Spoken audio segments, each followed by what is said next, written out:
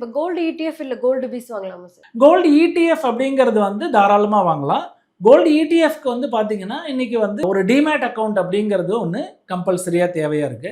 நீங்க வந்து இன்னைக்கு வந்து கோல்ட வந்து 1 மில்லிகிராம் கணக்குல 1/2 மில்லிகிராம், 1 மில்லிகிராம் அந்த மாதிரி கணக்குலயே வந்து இன்னைக்கு நீங்க வந்து தங்கத்த வந்து கோல்டு இடிஎஃப்ல வாங்க முடியும். இன்னைக்கு வந்து கோல்டு இடிஎஃப் வந்து நீங்க ஒரு டிமேட் அக்கவுண்ட் வச்சிருந்தீங்கன்னா, இன்னைக்கு கோல்டு இடிஎஃப் ஓட விலை ஒரு ரூ. 45 ரூ.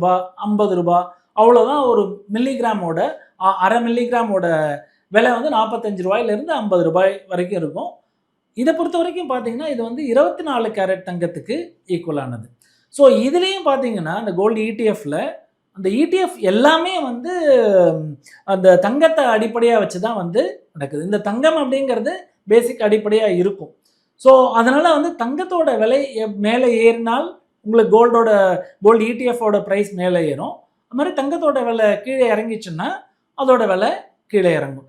இதோட கோல்டு இடிஎஃப் பொறுத்த வரைக்கும் அந்த இடிஎஃப் நிறுவனங்கள் வந்து 95% வந்து தங்கத்தை வந்து பேக்கப்பாக வச்சிருக்கணும். அதுதான் வந்து செபியோட ரெகுலேஷன். பேலன்ஸ் 5% வந்து அவங்க கேஷாக வச்சிருக்கலாம். ஏன் அப்படின்னு பார்த்தீங்கன்னா, திடீர்னு நிறைய ரிடம்ஷன் யாராவது வேணும்னு கேட்குறாங்க அப்படின்னும் பொழுது அதை வந்து மீட்டு தரத்துக்காக ஒரு 5% வரைக்கும் அவங்க வந்து கேஷாக வச்சிருக்கலாம்.